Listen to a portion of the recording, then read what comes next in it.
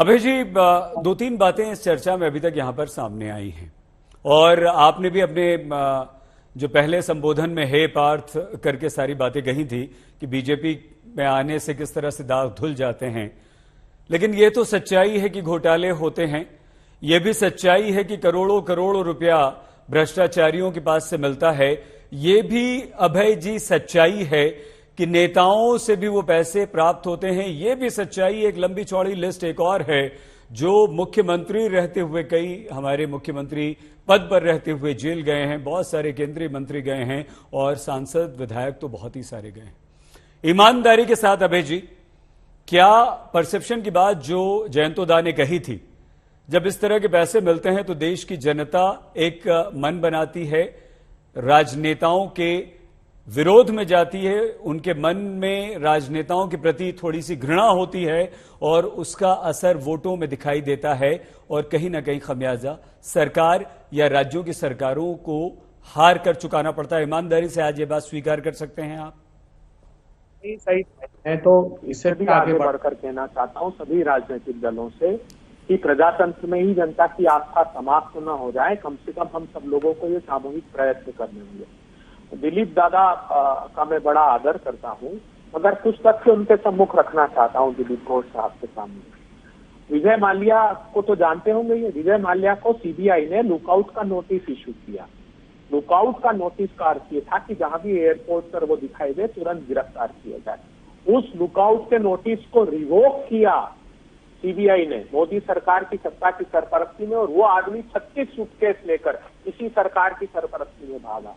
मेहुल भाई, नीरव भाई का 2015 से पीएमओ में शिकायत लगातार कर रहे थे कि बैंक फ्रॉडस्टर थे कि हिंदुस्तान छोड़कर भाग जाएंगे। वो आपकी सत्ता की सरपरस्ती में छोड़कर भाग गए। ऋषि अग्रवाल तो अभी कुछ महीने पहले भागे। 21,000 करोड़ रुपए का स्कैम था। क्या इन संस्थाओं को वो आदमी दिखाई नहीं दिया? संदेशरा बंधु किसके समय में भागे हिंदुस्तान छोड़कर, ये बताइए ना। चलिए अब मैं आपको दिलीप दादा कुछ बातें प्रकाश में लाता हूँ। भारतीय जनता पार्टी की एक बड़ी प्रेस कॉन्फ्रेंस गुवाहाटी में की गई थी। लुइस बर्गर केस तो जानते होंगे।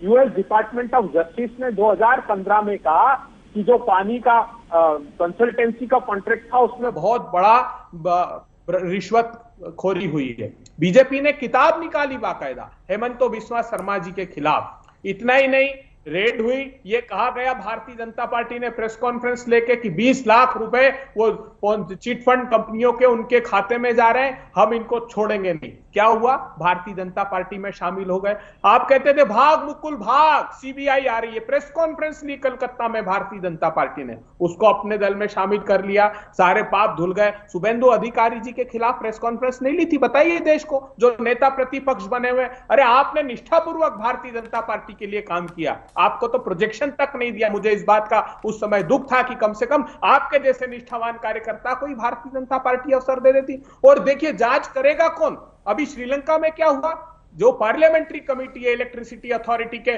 कॉम्पिटेंट पर्संस ने कहा कि हमको एक व्यापारी को ठेका देने के लिए, हिंदुस्तान के बिजली का ठेका देने के लिए वहां की सरकार, वहां के प्रधानमंत्री ने दबाव बनाया। इसका संज्ञान कौन लेगा? क्या फ्रांस में भूल गए ओलांद ने क्या कहा था कि एक व्यापारी विशेष के लिए दबाव बनाया गया? तो जब जांच ही नहीं करोगे, मेरा कातिल ही मेरा मुंसिफ है, क्या मेरे हक में फैसला देगा? तो कितनी भी सैद्धांतिक बातें कर ले हम यहां टेलीविजन पर बैठकर, लेकिन सरकार इच्छा शक्ति का प्रदर्शन नहीं करेगी। हम सबके नेता हैं, प्रधानमंत्री के किसी दल के नहीं है, लेकिन आज उनको कार्रवाई करनी चाहिए, उनको आगे होकर इनिशिएट करना चाहिए, चाहे खुद का विषय क्यों नहीं हो। मैं विनम्रता से कहना चाहता हूं, इस प्रति ईरानी जी ने कहा कि हम नोटिस देंगे, लीगल कार्रवाई करेंगे, लेकिन वो बताए ना कि जो उनका खुद वीडियो डाला एक उनकी जो रेस्टोरेंट है उसका, मैं राजनीति में नहीं है बिटिया, उस पर कोई आरोप प्रत्यारोप नहीं करना चाहता, लेकिन प्रामाणिक वीडियो था। तो भारतीय जनता पार्टी को आकर इस पर बयान देना चाहिए, स्पष्ट रूप से रेखांकित करना चाहिए कि अगर अपराध हुआ है तो उसका दोषी कौन है।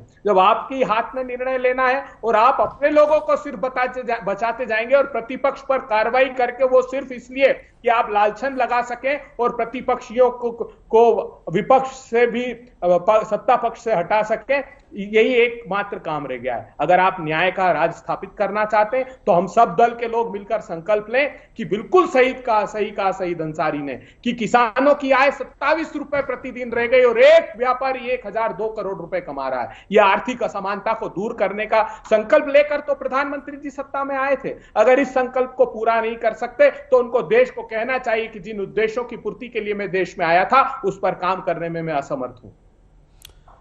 ठीक है भाई।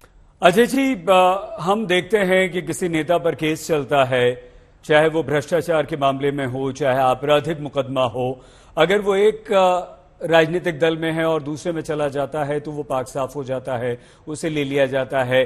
आपने बहुत अच्छी बात कही कि भाई जो मंत्री जेल में हैं, चाहे वो आम आदमी पार्टी के हों, चाहे वो महाराष्ट्र के मंत्री हों, उन्हें आज तक उनके पद से नहीं हटाया गया।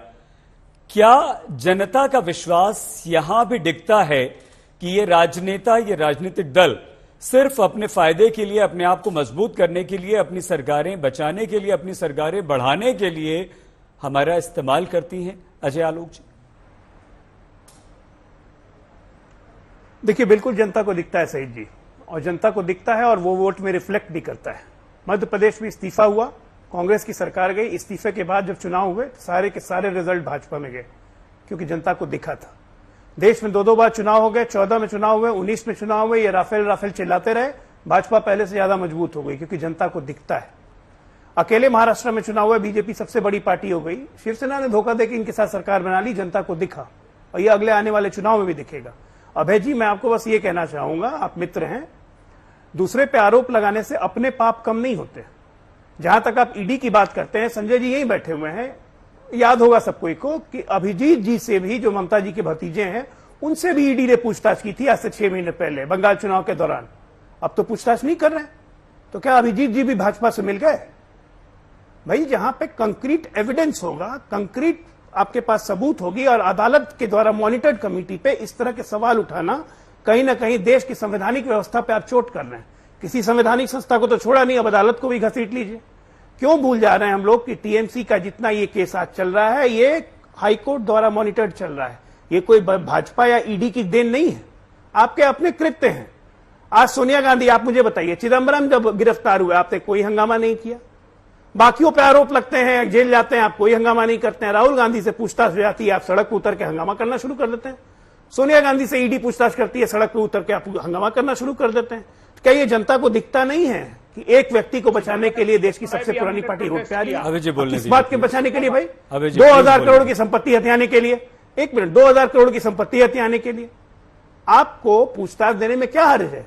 अगर आप निर्दोष हैं तो आप खुल के बाहर आएंगे, लेकिन किसी गलत काम को समर्थन देना भी कहीं ना कहीं राजनीतिक शुचिता की लिस्ट से बाहर हो रहे हैं, और ये जनता को दिखता है और ये चुनाव में रिफ्लेक्ट होता है। और यही कारण है कि चाहे वो नरेंद्र मोदी हो, चाहे भाजपा हो, आपकी करने के कारण मजबूत हो रही है। भले उन्होंने अपने के लिए कुछ किया चाहे नहीं किया हो, लेकिन आपके कामों के कारण और आपके कामों को डिफेंड करने के कारण वो लोग बिना बात के मजबूत हो रहे हैं। अपनी कमजोरी आप समझ नहीं रहे। ठीक है, संजय जी आ रहे हैं। जयंतो घोषाल जी के बाद, हाँ अभय जी आपका नंबर भी आएगा। नहीं सर, जयंतो जी का नंबर है, आपका नंबर आएगा सर, वो आप बता दीजिएगा। जयंतोदा, पार्थ चटर्जी की गिरफ्तारी और अर्पिता से 21 करोड़ रुपया मिलना ममता बनर्जी की छवि को नुकसान पहुंचाएगा? देखिए, मुझे लगता है आज के दिन में मैं पूरी देश में क्या क्या हुआ था, जैसे अभय जी बोल रहे थे, बहुत अच्छा लग रहा था, जैसे लॉयर मतलब पूरी ओल्ड एनेक्डोट्स इतना अच्छे तरीके से प्लेस कर रहे थे। मैं उसमें रिपीट नहीं करना चाहता हूं, क्योंकि वो बोलेंगे तो सुखराम से शुरू करना पड़ेगा। मुझे याद आया कि पार्लियामेंट में जब सुखराम बीजेपी में आ गया था, उस समय भी गद्दी के अंदर सब रुपया मिला था और बीजेपी में आ गया था सुखराम। सुषमा जी थे राज्यसभा में, तो बोला सुखराम जी कैसे आप लोग ले लिए हैं बीजेपी में, तो सुषमा जी मजाक से बोल दिए कि वो कांग्रेस ने उसका सुख छीन लिया, सिर्फ राम रह गया इसीलिए हम लोग बीजेपी में ले लिया। तो ये एक्चुअली पुराने बातें में मैं नहीं जाना चाहता हूं। अंसारी, जो तुम सवाल कर रहे हैं आप, उसमें मैं जा रहा हूं कि परसेप्शन खराब हो रहा है, इसमें कोई दो राह नहीं है। और ममता जैसे बोल रहे थे कि वोटर समझते हैं, इसीलिए 2021 में जैसे यूपी के जिक्र कर रहे थे साहब ने, मैं कह रहा हूं पश्चिम बंगाल में इसीलिए तो 2021 में चुनाव के पहले अभिषेक बनर्जी के घर में एनफोर्समेंट रेड किया। पश्चिम बंगाल में बीजेपी के सरकार पश्चिम बंगाल में एनफोर्समेंट कितना छापा मारा, फिर भी ममता बनर्जी भारी रकम से जीते हैं, क्योंकि परसेप्शन ममता बनर्जी के खिलाफ नहीं है और नहीं था। आज ये सवाल आ रहा है, क्योंकि देखिए ममता बनर्जी के पार्टी क्यों टाइम ले रहे हैं, क्योंकि एक थ्योरी, एक स्कूल ऑफ थॉट पार्टी के अंदर है कि ये जो डिले कर रहे हैं, प्रोसिक्यूशन तो नहीं हो रहा है। देखिए तापस पाल एक मेंबर ऑफ पार्लियामेंट थे, जेल में गए और कितना उनके बदनाम हुआ, गुजर गए, लेकिन कोई साबित नहीं हुआ।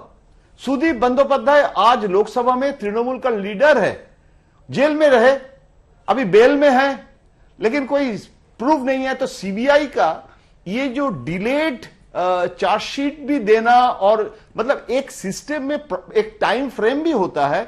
अगर आप प्रोसिक्यूट नहीं करेंगे, कितने लोगों को जेल में डाल के ये जो perception you can create, you can manufacture perception through your agency. जब गुजरात में सीएम थे नरेंद्र मोदी, उस समय बीजेपी जब 2014 में पावर में आया, मुझे याद है सीबीआई को कहा जाता था कांग्रेस ब्यूरो ऑफ इन्वेस्टिगेशन। वो सही है, कांग्रेस ने भी किया है, सीबीआई को इस्तेमाल किया है, किया नहीं है ऐसे नहीं है। और वो तो इंदिरा गांधी के समय से ये जो इस्तेमाल की जो पॉलिटिक्स है, मतलब इंस्टीट्यूशन को, ये मैंने एज ए पत्रकार बहुत देखे हैं।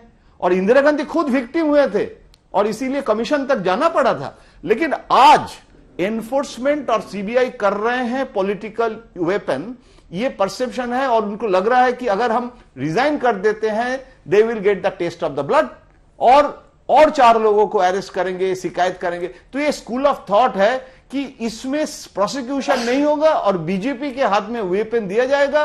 और 2024 का लोकसभा चुनाव में 18 सीट जो 2019 में मिला था, उसको रेस्टोर करने में BJP will use this as a corruption issue. अभी परसेप्शन जो है वो ममता बनर्जी के खिलाफ अभी भी नहीं है, क्योंकि ममता बनर्जी मतलब जैसे मोदी जी के कोई भ्रष्टाचार नहीं बोलते हैं, क्योंकि कोई परसेप्शन नहीं है। अब आप ममता जी के लिए भी परसेप्शन नहीं है, लेकिन अगर आप एक्शन नहीं लेंगे और नीलकंठ जैसे मतलब वो पॉइजन जो है वो मतलब आप पार्टी के लिए इनहेल करते रहेंगे तो पीते रहेंगे। Thank you for the Hindi word, मुझे याद नहीं आ रहा था, इनहेल बोल दिया तो नुकसान नहीं। Thank you answer. तो इसीलिए मुझे लग रहा है कि you have to take a call. ठीक है दादा।